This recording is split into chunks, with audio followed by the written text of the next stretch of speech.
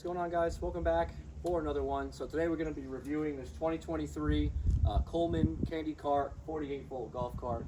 Let's get right into it.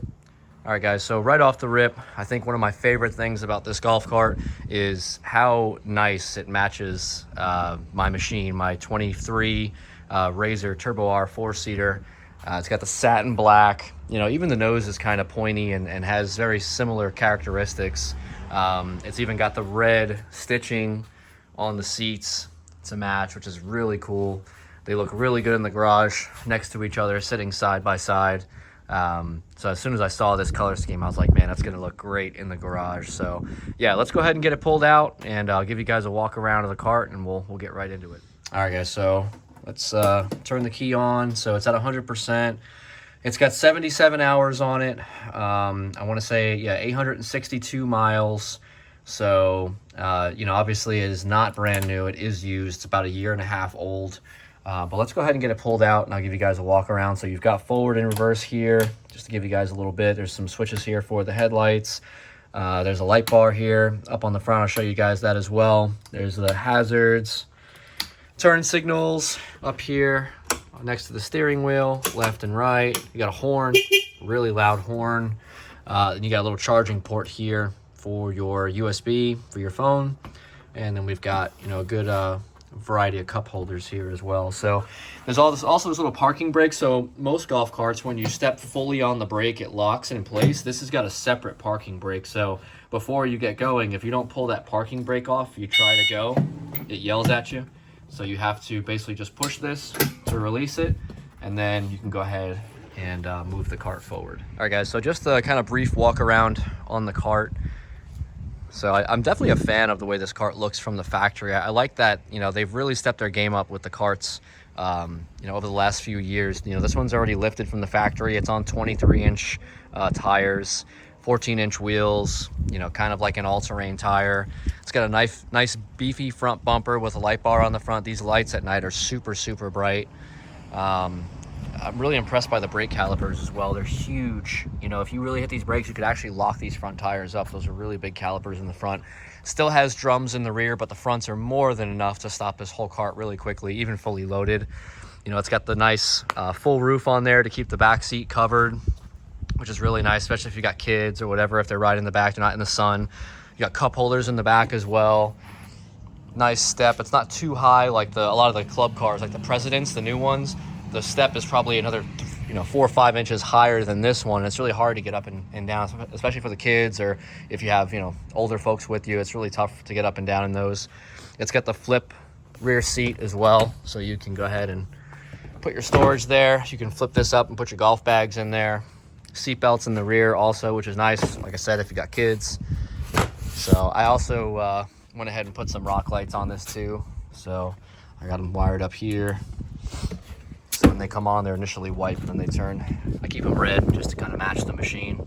So I got them all under there, under each tire, and then in the footwell down here, just to kind of light everything up so you can really see, you know, what you're doing. It's got the side mirrors as well, so you can see behind you. Flip up or flip down, however you call it. Windshield as well, so really nice. Got a little handle up there on the passenger side to get in and out. But yeah, overall, I mean, the build quality is really, really solid. I believe this is an aluminum frame. I may be wrong. You guys can correct me in the comments, but you know, as you can see, it's the Kandi Cruiser, but it's also a Coleman as well. So same exact cart. They sell these carts, you know, at Lowe's or Royal King, and they're expensive. You know, they're like almost 10 grand. I've seen them as high as $10,000. I paid $4,800 for this one. It's in really good shape. I did do the fender delete on the side as well. I really didn't like the big goofy fenders that stick off. So, you know, I did put the screws back in. So you do have the holes there from the fenders. I've seen guys, what they do is they just like cut along this edge here all the way down. And then they use like a trim strip that goes around the edge to kind of clean it up, so you really can't tell that it was cut.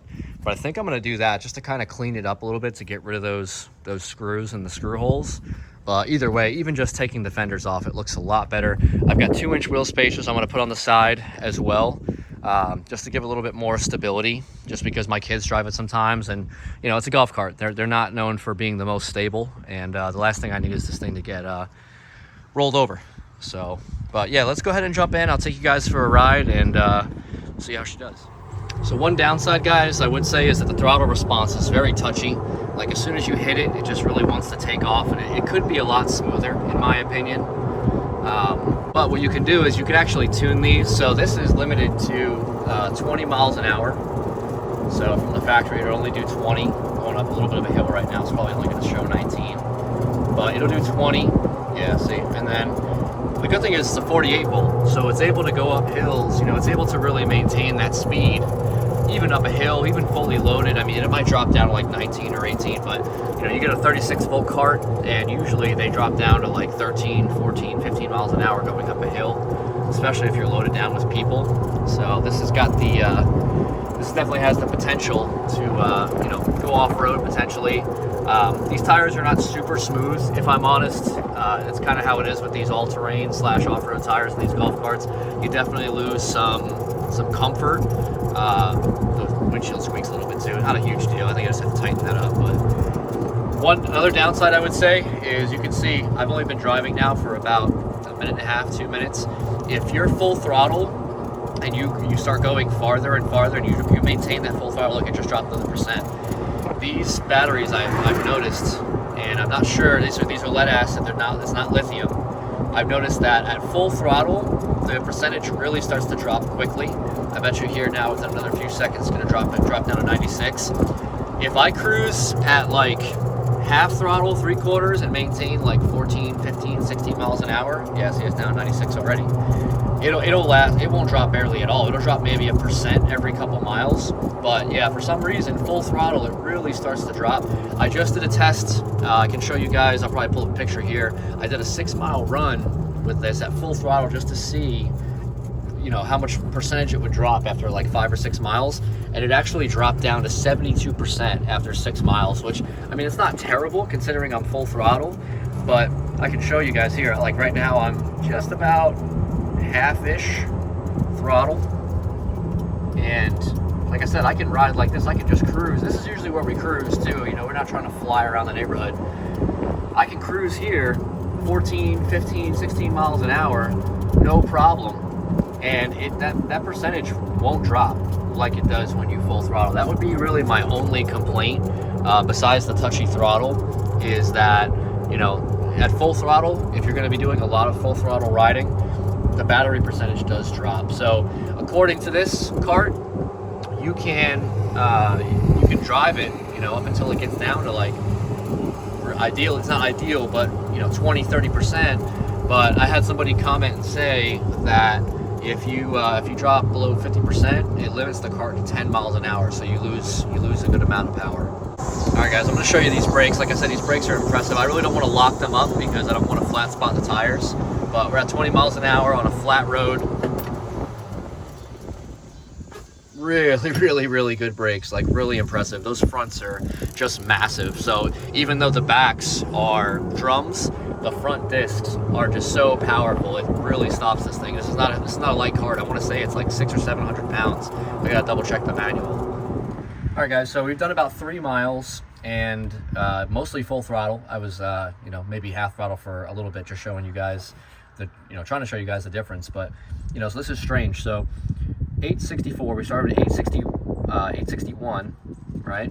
And we've only dropped 9%. But when I did 6 miles the other day, obviously double what we did today, it dropped down to 72%. So I'm not sure if maybe just this gauge is off or super sensitive or what. But it's a little strange that, you know, you figured we'd be down to like, you know, 85% or something like that, or 88% to kind of match up to what it was last time. But it's not really the case. So I'm not sure, like I said, if it's this gauge that doesn't read correctly or what, but you know, it definitely is not always accurate from what I can tell, because like I said, I just did the same run the other day.